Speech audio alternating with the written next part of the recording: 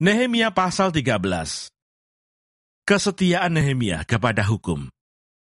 Pada masa itu, bagian-bagian daripada kitab Musa dibacakan dengan didengar oleh rakyat. Didapati tertulis dalam kitab itu bahwa orang Amon dan orang Moab tidak boleh masuk jemaah Allah untuk selamanya. Karena mereka tidak menyongsong orang Israel dengan roti dan air, malah mengubah Bileam melawan orang Israel supaya dikutukinya. Tetapi Allah kami mengubah kutuk itu menjadi berkat. Ketika mereka mendengar pembacaan Taurat itu, mereka memisahkan semua peranakan dari orang Israel. Tetapi sebelum masa itu, Imam Eliasib yang diangkat untuk mengawasi bilik-bilik rumah Allah kami, dan yang mempunyai hubungan erat dengan Tobia, menyediakan sebuah bilik besar bagi Tobia itu. Sebelumnya orang membawa ke bilik itu korban sajian, kemenyan, perkakas-perkakas, dan persembahan persepuluhan daripada gandum, anggur, dan minyak yang menjadi hak orang-orang Lewi, para penyanyi dan para penunggu pintu gerbang, dan persembahan khusus bagi para imam. Ketika peristiwa itu terjadi, aku tidak ada di Yerusalem, karena pada tahun ke-32 pemerintahan Artasasta, Raja Babel, aku pergi menghadap raja. Tetapi sesudah beberapa waktu aku minta izin dari raja untuk pergi, lalu aku tiba di Yerusalem dan melihat kejahatan yang dibuat Eliasib untuk keuntungan Tobia. Sebab bagi Tobia ini telah disediakannya sebuah bilik di pelataran rumah Allah. Aku menjadi sangat kesal, lalu kulempar semua perabot rumah Tobia keluar bilik itu. Kemudian kusuruh tahirkan bilik itu.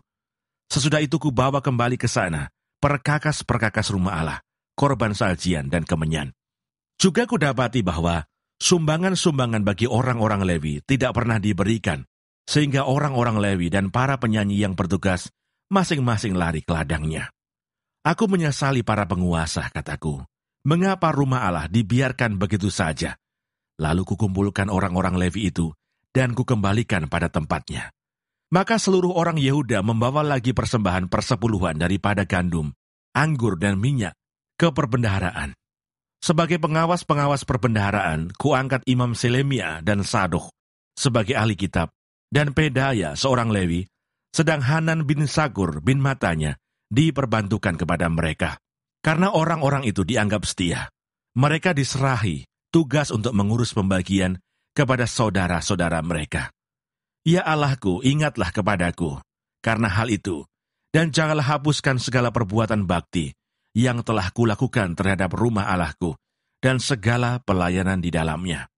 Pada masa itu kulihat di Yehuda, orang-orang mengirik, memeras anggur pada hari Sabat. Pula orang-orang yang membawa berkas-berkas gandum dan memuatnya di atas keledai. Juga anggur, buah anggur, dan buah Arab, dan pelbagai muatan yang mereka bawa ke Yerusalem pada hari Sabat. Aku memperingatkan mereka ketika mereka menjual bahan-bahan makanan. Juga orang Tirus yang tinggal di situ membawa ikan dan pelbagai barang dagangan dan menjual itu kepada orang-orang Yehuda pada hari Sabat, bahkan di Yerusalem. Lalu aku menyesali pemuka-pemuka orang Yehuda. Kataku kepada mereka, kejahatan apa yang kamu lakukan ini dengan melanggar kekudusan hari Sabat? Bukankah nenek moyangmu telah berbuat demikian, sehingga Allah kita mendatangkan seluruh malapetaka ini atas kita dan atas kota ini? Apakah kamu bermaksud memperbesar murka yang menimpa Israel dengan melanggar kekudusan hari Sabat? Kalau sudah remang-remang di pintu-pintu gerbang Yerusalem menjelang hari Sabat, kusuruh tutup pintu-pintu dan kuperintahkan supaya jangan dibuka sampai lewat hari Sabat. Dan aku tempatkan beberapa orang dari anak buahku di pintu-pintu gerbang, supaya tidak ada muatan yang masuk pada hari Sabat. Tetapi orang-orang yang berdagang dan berjualan rupa-rupa barang itu, kemudian bermalam juga di luar tembok Yerusalem 1-2 kali. Lalu aku memperingatkan mereka, kataku, mengapa kamu bermalam di depan tembok? Kalau kamu berbuat itu sekali lagi, akan kukenakan tanganku kepadamu. Sejak waktu itu, mereka tidak datang lagi pada hari Sabat. Juga kusuruh orang-orang Lewi mentahirkan dirinya dan datang menjaga pintu-pintu gerbang untuk menguduskan hari Sabat. Ya Allahku, ingatlah kepadaku juga, karena hal itu dan sayangilah aku menurut kasih setiamu yang besar. Pada masa itu juga kulihat bahwa beberapa orang Yahudi memperistri perempuan-perempuan Asdod, perempuan-perempuan Amon, atau perempuan-perempuan Moab. Sebagian dari anak-anak mereka berbicara bahasa Asdod. atau bahasa bangsa lain itu, dan tidak tahu berbicara bahasa Yahudi. Aku menyesali mereka, kukutuki mereka, dan beberapa orang di antara mereka kupukuli, dan kucabut rambutnya, dan kusuruh mereka bersumpah demi Allah demikian.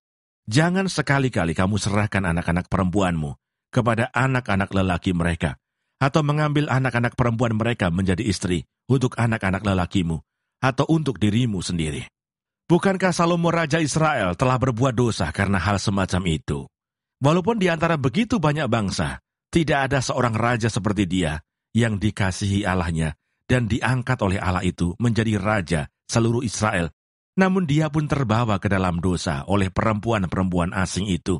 Apakah orang harus mendengar bahwa juga kamu berbuat segala kejahatan yang besar itu, yakni berubah setia terhadap Allah kita karena memperistri perempuan-perempuan asing?